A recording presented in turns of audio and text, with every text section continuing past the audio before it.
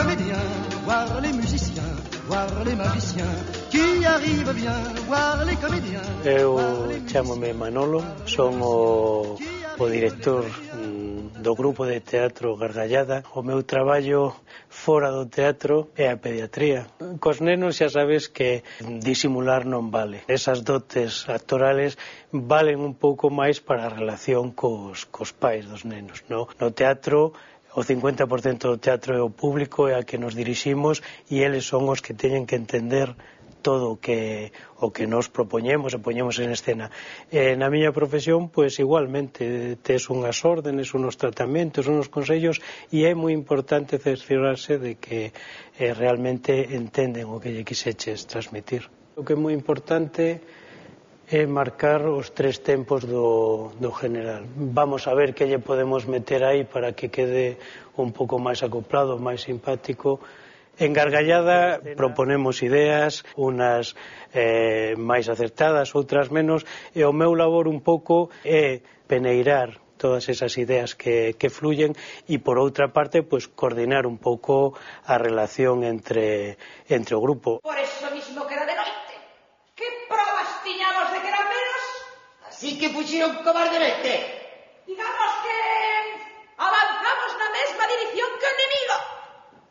Soldado, como regresaron se presentar combate? Si, se presentásemos combate, o millor non regresábamos. Hai que ver, estamos no Teatro Lauro Olmo, da Casa da Cultura do Barco. E é un lugar que, dende fai un par de anos, aproveitamos nós para ensayar. Pois normalmente ensayamos 2 días a semana, de 6 a 8:30, por aí. Facemos todos, non? Isto que escenografías, atrezo, podes crear tal cantidad de universos, de mundos.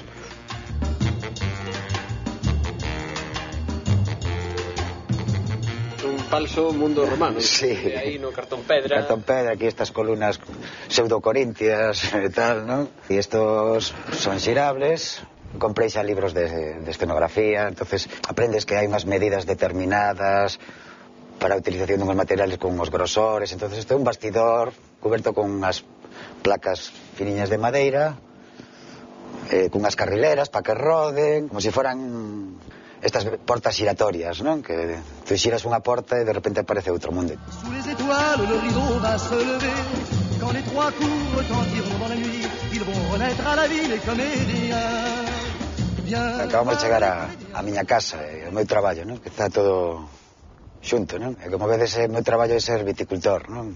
Son campesiño.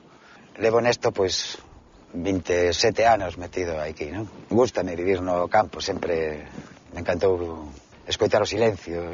Demain matin, quand le soleil va se lever, ils seront loin et nous croirons avoir rêvé. Hai unhas épocas do ano en que tes moito traballo, entonces esas datas, pois, hai que aparcar un poquinho o teatro ou adaptar o teu traballo para poder compaxinalo, porque sería moi interesante, igual que hai unha rede de teatro profesional, que existira unha rede de teatro aficionado. Oxe que se fala tanto das redes sociais, pues pode ser como unha rede social de distribución da cultura, non? En todas as bisbarras do país. Voir les comédiens, voir les musiciens, voir les magiciens